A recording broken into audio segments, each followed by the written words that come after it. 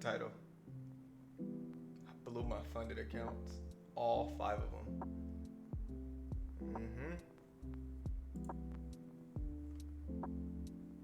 Disabled all of them. So I'm gonna dig into it. I'm gonna explain how I blew them. I'm gonna still break the trades down.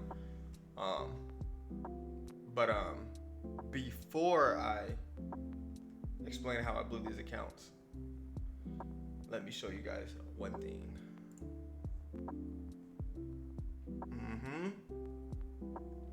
PA charts, not an eval. These are PA charts, which means these are funded accounts. Yep. So I blew my funded accounts on Take Profit Trader. Right after that, we are up $1,600 on each $50,000 account.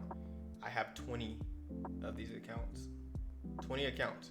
I'm funded 20 accounts. So I think it's crazy how this happened, because I've always said that I wanted to get 20 accounts and copy trade all of them, because the income would be crazy. And I just so happened to blow my 500 accounts. And I wasn't going to buy 20 accounts until they moved me over to a live account through Take Profit. Right? But I think it's crazy how I blew my funded accounts and I literally got funded 2 days later. I blew my account on this day and I got funded 2 days later.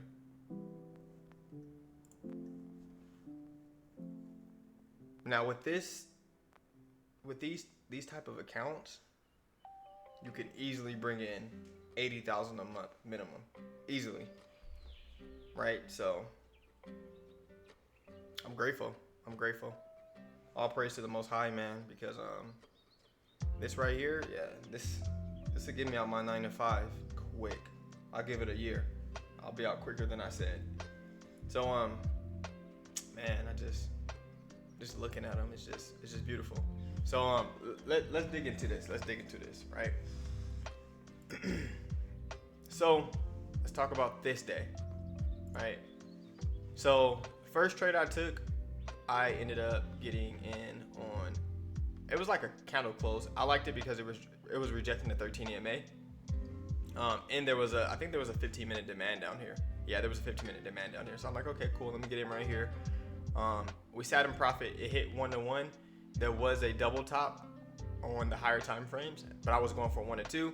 It hit 1-to-1. I did not take any profit. It dropped down. I closed some contracts right there. That was the first L. Now the 200 was in the way, but I like that 15-minute demand. So that was the first L. So I'm like, okay, cool. I lost. I think it was like 170, 180. It is what it is. Let me look for another opportunity. And if we lose on this next opportunity, it is what it is. We're done, right? Second opportunity. So you can see you had this resistance. There was kind of a double top on the 5-minute, but on the 15-minute, there was also a double top. I ended up actually getting in right here. As soon as I got in, it sat in profit a little bit, and then it easily closed up here. Now, originally I got in here, and then I added some more positions so that my entry was down there. But again, ended up coming right back up, taking us out, and we were basically done. And this was trading towards the 200 EMA, and I normally don't even trade towards the 200 EMA, but I liked it because of the resistance and the higher time frame confluence. So I'm like, okay, cool. This can be breaking that 200 EMA and would be good. Now, after I took that loss, I was supposed to get off. I did not get off. I stayed on and crashed out. I blew those accounts. I'm not gonna lie to you. I over-risked, and I knew what I was doing. I could have easily got off, but in my head, I'm like, okay, cool. I got all my money back from the market that I've ever got before. It's a new week. You know what I mean? Let's go for it. You know what I mean? So I ended up crashing out and blowing the accounts. I didn't screenshot the other ones. It was just crazy. I had to actually go to work that day too. So yeah. So I ended up blowing my accounts that day. I lost $2,000, and I had just taken a payout. So my buffer was only $2,000, and I lost that $2,000. So let's close these out. Now, this was the first trade on the eval. We made $1,700, right? This was the first trade. I like this trade.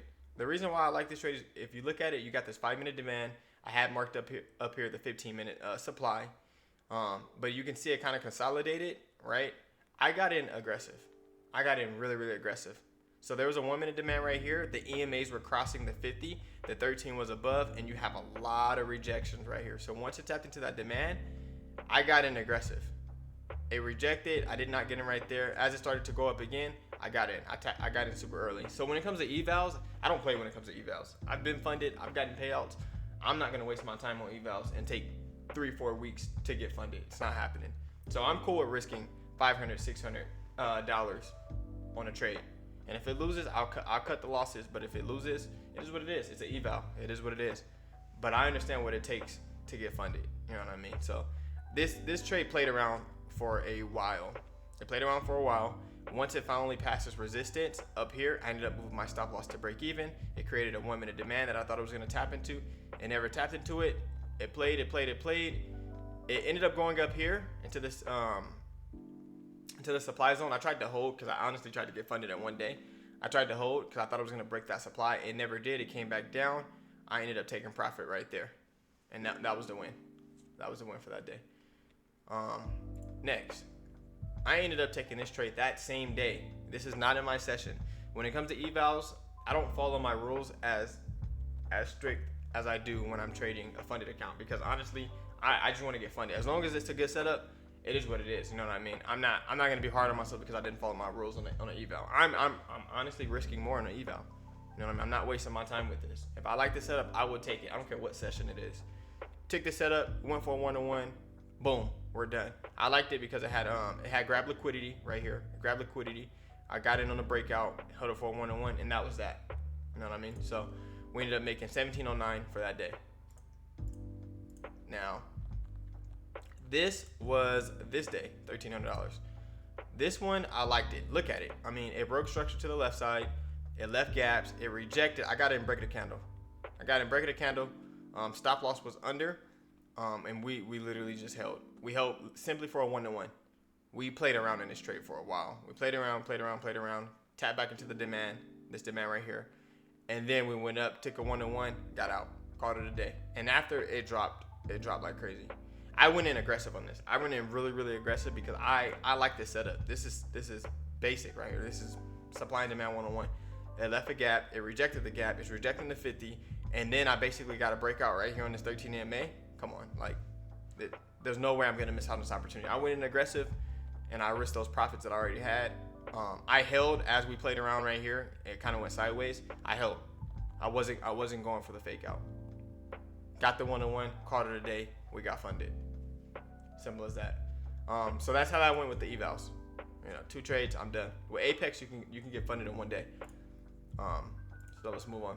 Now, these are my funded accounts. 581 on Thursday. I took this breakout because there was like a support. Not a support, my apologies. There was a double top and there was a 15-minute supply. And if you look at this candle, look at how it just rejected so heavy off of it. Yeah, the 200 was in the middle, but I expected it to fill in these 2 gaps down here. So I got it. I really got him right there, but I just put it right there. And then we sat in profit a tiny bit, and it instantly reversed on us, and we took an L. That was crazy. I'm not gonna lie. I was actually shocked. There was nothing that I would have changed about this trade. Yeah, the 200 was in the middle, and the 50 was down there, but that rejection was just so beautiful off the double top in the supply zones. So that ended up happening on Thursday, right? And I took a second opportunity. This was a second opportunity. We tapped into a 15-minute demand. There was a 5-minute demand under. EMAs were all rejecting the 13 EMA. I got in. I really got in right here, but it got me in late because it was trader bait. Took it for a 1-to-1. We consolidated. They tried to scare me off the trade. There was some resistance on the 1 minute. All EMAs look good. You got the 50 about to cross the 200, and then the 13 EMA was clearly separated from the 50 and the 200 EMA. Took it for a 1-to-1. Called it a day. Good W. And it built this little support right here. That was a good W. Got that W. And that's how the 15-minute looked. Right? And it had gaps to the left side. So I knew a price was going to eventually fill in those gaps, which is why I took it. And I held. I had it with confidence. I held it with confidence, right? So that was Thursday. And this trade, I went in aggressive. I liked it. I liked it. The 200 was under. We had a 5-minute demand. It rejected off of it. I got in, break the candle, stop loss under. It built a 1-minute support. It had this 1-minute supply with some resistance at the top. It played around, took it for a 1-1. It was easy. I went in aggressive because again, this is look at the rejection. We got break instructions to the left side and look at the rejection out of the zone. Break the candle. I like supply and demand, so you're gonna see me go heavy on supply and demand. When it rejects and the EMAs are looking good, you're gonna see me go heavy on those supply and demand. So I got in right here, break the candle, held it for a 1-1. After this 1-1, I believe it dropped, and that was that. So that was $1,000 on that trade. Other than that, that was the week, and now we are up again $1,600 on 20 accounts. That's like $32,000. So I'm building a buffer right now. I'm not gonna take a payout until I hit honestly until the P&L is, I would say, I have the blur on, my apologies. Honestly, until the P&L is at 4,600 for all accounts, and then I'll take a payout and leave a $2,600 buffer. Other than that's pretty much it. If you're trading and you're blowing accounts, man, don't be mad. Don't be mad. It happens, you know. Just don't continue to blow them. When you continue to blow them, that's where it becomes a problem. But man, I'm blessed. I'm truly blessed because I literally blew those accounts and I got funded in 2 days off of 20 accounts. This is a game changer. And this is a game changer. Give me a year, I'll be done. I'm going full time with these payouts. As long as Apex pays out, you gotta follow the rules. So we'll see actually. Gotta make sure Apex pays out. Other than that, that's pretty much it. This was a quick video.